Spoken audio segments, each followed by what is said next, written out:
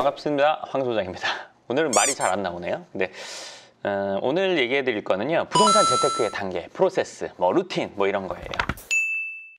이걸 제가 왜 해드리냐면요, 제가 상담을 하다 보면서 느끼는 게, 돈을 모으는 것과 부동산 재테크를 하는 거, 어떻게 보면 자산을 그 정도 갖고 있으면 그런 재테크는 그냥 당연히 충분히 많은 사람들이 정보를 줘서 할 수 있는 여건이 이루어져 있지 않을까? 이렇게 생각할 수 있는데, 그거는 완전히 달라요.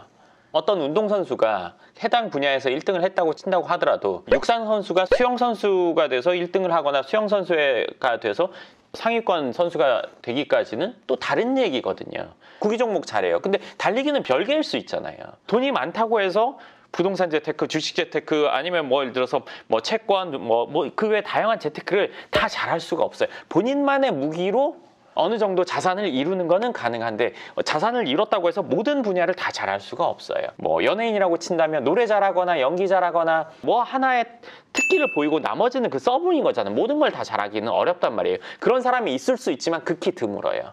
이 얘기를 제가 왜 해드리냐면요, 돈이 그 정도 있는 사람은 부동산은 뻔히 잘하고 있겠지라고 생각할 수 있거든요. 외부에서 봤을 때는, 내가 아직 자산가가 안 됐을 때는 그럴 수 있는데, 절대 그렇지 않다는 거예요. 본인이 하는 일에서 뭔가 잘 될 수도 있고, 다양하게 잘 될 수 있는 방법들은 여러 가지인데, 뭘로 돈을 벌었다고 해서 나머지 것들까지 다 잘한다, 좀 어렵죠. 부동산 재테크를 하는 프로세스, 이거는요 사실은 간단해요. 이거를 제가 오늘 말하는 걸 큰 기준으로 들고 본인의 상황과 한번 대입해 보세요. 그럼 내가 지금 어떤 단계인지, 뭘 해야 될지, 그걸 어느 정도는 알게 되실 거예요. 상세히 더 궁금하신 분들은 제 영상을 더 보거나, 아니면 즉시라도 답답한 분들은 상담 신청을 해서 오시면 그 부분에 대해서는 안내를 해드리도록 할 거예요. 일단 내가 돈이 있던 없던, 부모님이 줬던 어쨌건 그거 다 통틀어서 일단은 본인이 거주할 집은 사야 돼요.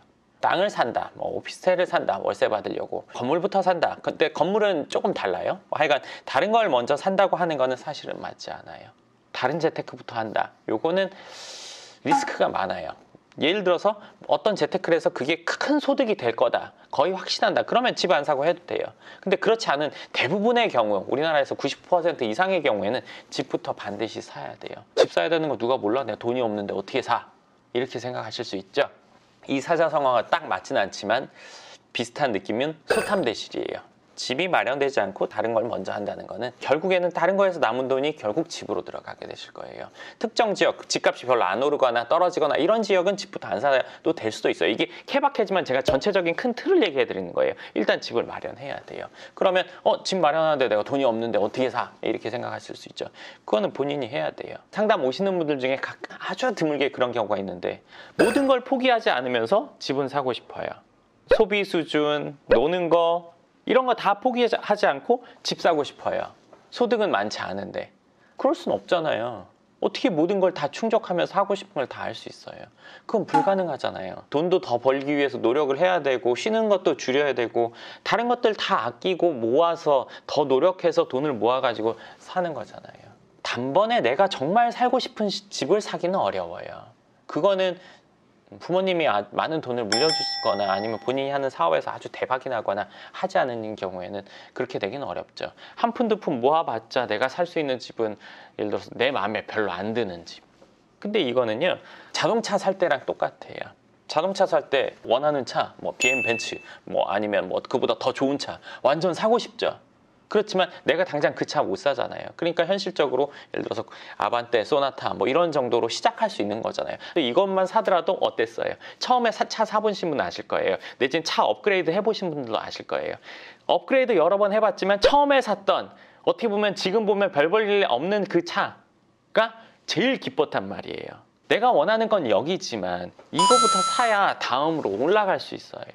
팔아서 좀부터 못해서 다음 넘어가고 이렇게 되는 거잖아요. 집도 똑같아요. 내가 정말 원하는 집, 30평대, 35평에 학군 좋고 위치 좋고, 이런 집은 어느 지역 가도 그 지역에서 비싼 집이란 말이죠. 거기 당장 못 사니까 난 집 안 살 거야. 나중에 집 사기 자체가 힘들어요. 한 번에 돈을 모아서 내가 정말 원하는 집을 사기는 거의 힘든 일이거든요.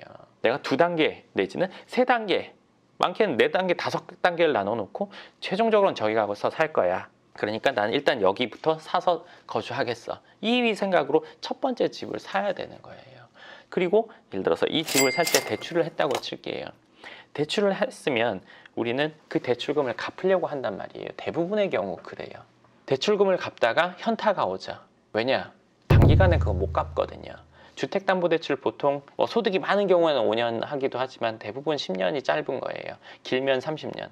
근데 10년이라는 시간이 짧지 않잖아요. 한 3년 정도 갚다 보면 현타가 와요. 짧게 잡아서 불입할 돈은 많아요. 돈 버는 거에서 원금 이자 납부하고 우리 생활비하고 조금씩 모으면 이게 목돈이 안 된단 말이에요. 이렇게 모아서 언제 또 재테크를 하지? 이렇게 10년을 살아야 되는데 그럼 나는 무슨 즐거움이 있나? 결국에는 집을 하나 사고 나서 대출 이자 원금 갚으면서 많은 기간을 소진하게 되죠. 재테크를 뭔가 하고 싶긴 한데 마음은 있지만 현실이 받쳐주지 않는 상황이 된단 말이에요. 이거 대출 기간 길게 해야 돼요. 보통의 경우에. 대출을 갚는 기간이 긴 게 총 내는 금액이 훨씬 더 많단 말이에요. 기간이 짧으면 금액이 작기 때문에 처음에 집을 사면서는 이걸 선택하는 분들이 많아요. 내는 불입 금액을 적게 하기 위해서. 근데 이거는 길게 한 것보다 금액이 적지만 시간을 버리게 돼요. 시간은 돈 주고 못 사잖아요. 자, 생각해 보세요. 내가 집을 사고 나서 10년의 시간, 나의 사회생활 몇 분의 몇이에요. 내가 20년 일한다고 쳤을 때 향후 10년, 짧으면 6, 7년 동안 돈을 모아서 노후 대비해야 돼. 이게 안 된단 말이에요. 길게 해놓고 목돈을 모아서 중간에 또 재테크하고 목돈 모아서 또 재테크하고 이래야지 우리가 노후 대비가 되지. 그렇지 않고서 이 짧게 갖고 나면 대출은 없지만 집 한 채 있는 상태에서 은퇴. 이런 상황이 온단 말이에요. 우리가 무슨 적어도 부동산에 대한 결정을 할 때는요. 10년 생각하는 게 아니라 20년 넘게 생각해야 돼요. 20년에서 30년 최소. 내지는 평생을 생각해놓고 우리가 결정을 해야 돼요. 우리 대출 이거 10년 안에 갚으면 그 뒤부터 돈을 모아야겠네. 10년 안에 우리가 애가 태어나면 이 기간이 더 길어지겠네.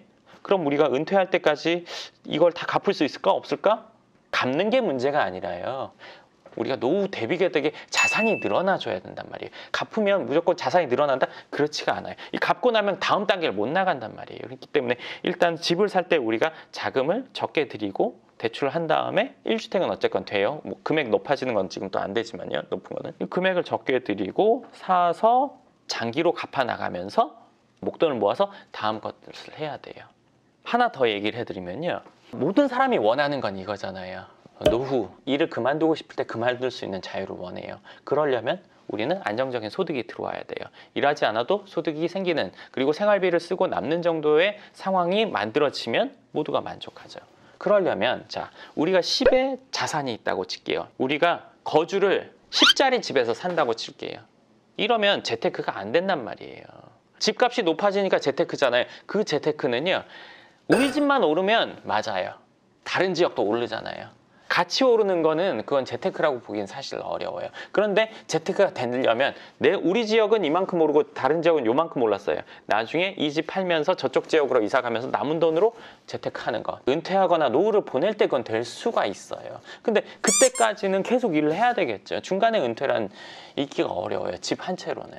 그러면 때로는 이러기도 해요. 10이 있는데 5를 대출을 더 해가지고 그 집에 살면서 재테크하길 원해요.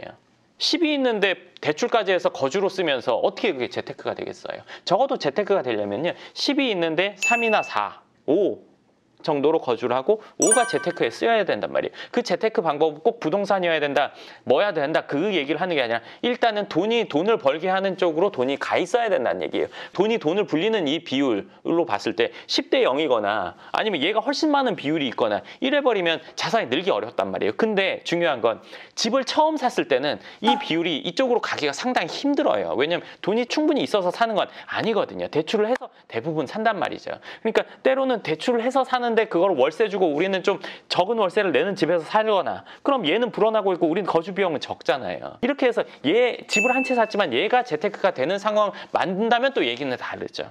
중요한 거는 처음에는 집을 샀을 때 우리 10이 다 들어가기도 해요. 근데 우리가 추구할 거는 점점 집을 넓혀가서 거주 비용을 늘리는 게 아니라 집이 이 정도가 있으면 그 외의 금액들은 점점 돈을 버는 쪽으로 넘겨놔야 그럼 이 상황이 되면 어떻게 되냐면요. 이쪽으로 계속 돈을 투자했을 때는 얘가 결국에는 우리가 큰 집으로 갈 수 있는 것까지 만들어줄 수가 있어요. 제가 이 얘기를 하는 기준은 뭐냐면요. 뭐든지 내가 언제든지 바꾸고 싶을 때 바꿀 수 있는 상황이 돼줘야 돼요. 작은 집으로 옮겨가는 거 아무도 안 좋아해요. 그냥 쉽게 차로 설명을 해드리면 예를 들어서 재테크 쪽에 돈을 넣고 그 돈을 조금씩 수익이 되게 만들어줬어요. 그럼 나오는 수익 보태가지고 마티즈에서 아반떼로 바꿀 수 있겠죠. 근데 여기서 돈을 벌어가지고 이거 그냥 보태가지고 차 샀어요. 또 보태서 차 샀어요. 차는 점점 좋아지죠. 그렇지만 계속 내가 그 돈을 대기 위해서 일한 돈을 거기다 계속 투입해야 되는 상황이 온단 말이에요. 지금 현재 내가 가진 자산에서 얼마가 거주에 쓰이고 있고 얼마가 재테크가 되어 있는지 한번 생각해 보세요. 이게 대부분 아주 작은 비율이면서 막연히 뭔가 좀 됐으면 좋겠다 이렇게 생각할 거란 말이에요. 거주는 편하게 하고 있으면서 이 작은 걸로 뭔가 재테크가 됐으면 좋겠다. 이거는 되기가 기본적으로 힘들어요. 적게 넣으면서 크게. 이거는 로또를 사서 당첨되는 사람이 있지만 전 재산 팔아서 복권 사진 않잖아요. 그거는 복불복이니까. 재테크도 복불복으로 하시면 안 돼요. 내가 이걸 넣어서 좀 적게 들어오더라도 이게 정확한 거라면은 내가 돈을 더 모아가지고 또 넣고 이렇게 해서 키워나가는 방향이 돼야 되거든요. 지금까지 했던 얘기를 좀 한번 정리를 한다면요. 집을 일단 무조건 사야 돼. 이거는 뭐 수단과 방법을 가리면 안 되죠. 불법 빼고요. 내가 쓰거나 쉬거나 이런 것도 어떻게든 아껴서 이거 집은 첫 번째는 반드시 사야 돼요. 어느 지역에 사야 된다 이런 게 있을 수 있지만 일단 집은 사야 돼요.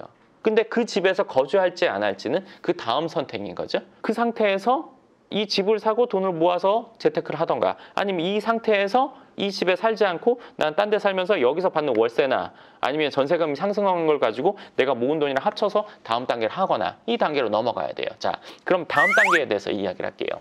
원래는 내 집을 마련하고 나서는 두 번째 집을 사는 게 맞았어요. 예, 과거에는. 지금 2020년 11월 이 시점에는 집을 사기가 좀 어렵죠. 특수한 경우에는 집을 살 수도 있다고 생각해요. 하지만 지금은 그렇게 좀 어려울 것 같아요. 지금은 집을 산다기보다 월세 받는 수익형 부동산 쪽으로 가거나 아니면 뭐 땅을 사거나 지방 같은 경우는 작은 건물을 사거나 이쪽 단계로 반드시 넘어가야 돼요. 돈을 많이 버는 분들 같은 경우에는 집은 하나 샀어요. 대출 없이 샀어요. 현금이 쌓여 있어요. 근데 요즘에 불안하죠. 내지는 억울해요. 이자는 별 볼 일 없는데 이걸로 뭔가를 하고 싶어요. 누군가의 얘기에 의해서 거기 투자하거나 이렇게 되면 그거는 실수로 이어질 경우가 매우 높거든요. 생각해보세요. 본인이 지금 하는 사업을 잘하기까지의 시행착오와 노력과 시간이 걸렸잖아요. 그렇죠? 그래서 잘 된 거예요. 근데 내가 모르는 분야에 투자해서 돈을 버는 그 시기까지 시행착오나 이런 것들 없을까요? 실력이나 능력 없이 크게 차리면 그 100% 망해요. 아실 거 아니에요. 그렇죠? 그런데 내가 누군가에게 그냥 그 사람 믿고 했다? 내가 알지 못하는 시장이다 이렇게 돼버리면 그거는 안 되죠. 100% 망한다고 봐도 무방할 것 같아요. 다음 단계에 재테크를 해야 되는데 저는 그거는 안전자산 쪽으로 반드시 가야 된다고 생각해요. 10에서 11, 12, 13, 14, 15 이렇게 늘어나는 게 재테크예요. 근데 12, 8, 7, 6, 5 이렇게 줄어들 가능성이 높다면 저는 그거는 재테크라고 보기엔 좀 어렵다고 생각해요. 물론 부동산이냐 주식이냐 채권이냐 연금이냐 보험이냐 그거 떨어질 가능성이 없는 게 어디 있냐라고 한다면 그래도 그중에 안정성을 갖고 있는 게 있다고 생각을 해요. 그러면서 플러스 되는 걸 해야 되는 거죠. 근데 그러면 주식보다 무조건 부동산이냐 그렇게 꼭 생각하지는 않아요. 주식 중에서도 안정성이 높은 주가 있고 그렇지 않은 종목이 있잖아요. 부동산 역시도 마찬가지고 다른 뭔가를 하더라도 저는 안정성이 기반된 것에 하는 것이 맞는 거지 이거 완전 모험이 커 이거는 저는 재테크라고 보기는 어렵다고 생각해요. 그거는 완전히 이렇게 될 수 있잖아요. 그렇기 때문에 부동산 재테크의 프로세스는 일단 첫 번째 집을 사는 거. 그 다음 돈을 모아서 지금 그 집을 사기 어렵다면 건물이나 아니면 수익형 부동산이나 땅이나 이런 쪽 다음 단계로 넘어가야 된다는 거예요. 근데 여기서 하나 생각할 부분이 있어요. 뭐냐면 다음 단계로 넘어가는 시간이 길면 길수록 이 두 번째 단계로 넘어가기가 어려워요. 돈만 많으면 사는 거 아니에요. 돈만 많으면 사는 거 아니에요. 제 다른 영상에서 그 얘기는 했었어요. 이 시간이 길면 길수록 선택하기가 어려워요. 어느 정도 금액이 모이면 그때 연습을 해봐야 된단 말이에요. 이 정도 금액으로 이 정도 사는 게 맞구나. 그 경험이 쌓아져야 되는 거지. 어느 날 내가 돈이 이 정도 있는데 해볼까? 실현되기가 어렵더라고요. 제가 지금까지 수천 명 이상 만나서 속속들이 얘기를 나눠보고 제가 알게 된 내용들이고 주위에서도 많이 보기도 했고 제가 경험도 많이 해봤어요. 그것 때문에 제가 얘기해 드리는 거지 그냥 뭐 생각으로 해서 뭐 예측 이거는 전혀 아니에요. 최대한 빠른 시간에 가야 돼요. 현실적인 부분은 많이 포기를 해야 돼요. 편하게 사는 거, 뭐 쉬는 거, 지금 당장 즐기고 살자 욜로 이런 거 물론 있지만 불안한 마음으로 즐기는 건 저는 안 맞다고 생각하거든요. 뭐 술이 취해가지고 뭐 예를 들어서 술값 썼어요. 친구들한테 기분 내고 한턱 쐈어요. 다음날 어때요? 아! 이렇게 되는 거. 내 상황에 맞지 않는 소비를 한다는 거는 경제적인 부분으로 전혀 도움이 안 되고 기분 부분도 저는 글쎄 싶어요. 다음 단계를 가기 위해서 충분히 아끼고 절약해서 노력해서 다음 단계 가고 거기에서 나오는 소득들로 즐긴다면 그야말로 진정한 즐김, 진정한 의미에서의 소비가 되겠죠. 그렇기 때문에 그 다음 단계로 반드시 근시일 내에 넘어가야 돼요. 요즘은 여기서부터는 제 생각이에요. 저축을 그렇게 하지도 않으면서 즐길 거 다 즐기는 사람들이 꽤 많죠. 뭐 여행을 가거나 좋은 옷이나 신발 사거나 이러면서 빚 있는 사람들. 그러면 재테크는 안 되는 건 당연하잖아요. 이거는 뭐 명백한 사실이에요. 그러면 내가 돈 많거나 여건 안 되면 즐기면 안 되냐? 누구나 자기가 추구하는 방향이 다르기 때문에 이 영상을 보시는 대부분의 분들도 그쪽 방향은 아닐 거예요. 재테크에 관심이 있다면요. 자산이 충분하고 나서 하는 지출이 나를 편안하고 즐겁게 해줄지, 그렇지 않은 상태의 지출은 물건에서 오는 기쁨은 있을 수 있겠지만 다음 달에 카드값, 경제적인 자유 이런 거와는 거리가 멀죠. 그러니까 그 부분도 당연히 저는 초기에는 반드시 포기해야 된다고 생각해요. 제가 이 채널을 하는 이유는 어떤 분들을 위해서냐면 지금보다 더 나은 상황, 경제적으로 더 나은 상황이 만들어지고 싶은 분들을 위해서 하는 내용이기 때문에 이렇게 얘기를 해드릴 수 있는 거예요. 성공은 그에 합당한 충분한 대가를 늘 원하지 이 대가가 없는 성공이라는 거는 언제든지 무너질 수 있는 거예요. 그럴싸해 보일 수는 있죠. 돈 모아서 집을 사는 것부터가 큰 난관이고 사고 나면 모든 게 다 끝난 것 같거든요. 잘 생각해 보세요. 집을 사고 나서 이게 끝이 아니라는 거예요. 인생 전체를 봐야 되는 거죠. 사실은 집을 사는 게 끝이 아니고 대출 갚는 게 끝이 아니고 이거 샀으니까 안심하고 이제 우리가 집 살 때까지 힘들었으니까 쓸 거 좀 쓰고 그러다 보면 지출이 커져가지고 그 뒤부터 돈 모으기가 더 힘들어요. 그렇기 때문에 재테크의 프로세스라는 거 이거는 집을 내지는 부동산을 아니면 어떤 재테크를 함에 있어서 이거 하면서 요것만 생각하시면 절대 안 돼요. 다음 30년 뒤 40년 뒤까지 생각하고 이걸 해야 돼요. 그러면 그 뒤까지 생각하려면 내가 모르는데 주변에서 상황을 찾아보세요. 부모님 내지는 뭐 직장 선후배, 동료들 이런 사람들과 얘기 나눠보면 그거는 명백하게 알 수가 있어요. 삶의 가지가 엄청 많은 것 같지만요. 자산의 흘러가는 길은 그렇게 많지가 않아요. 지금 한번 생각해 보셔도 될 거예요. 본인 자산 얼마, 집 얼마, 대출금 얼마 벌고 있고 대출 이자 얼마 내고 있고 원금 얼마씩 갚고 있고 이거 해보면 그 뒤에 그냥 이렇게 그냥 쭉 흘러가는 거라고 본인도 알게 될 거예요. 그리고 5년 뒤 선배, 10년 뒤 선배 얘기 나눠보면 뭐 충분히 알게 되는 거죠. 그 정도를 생각해보고 지금 생활을 절제할 부분은 절제해야 되는 거죠. 네, 오늘 부동산 재테크의 프로세스라고 얘기를 했었는데요. 어떻게 보면 경제활동 전반적으로 얘기를 한 것 같아요. 이거 디테일하게 얘기하려면 몇 박 며칠도 할 수 있거든요. 단계별로 세분화해서 조금씩 더 깊게 이야기를 해드리도록 할게요.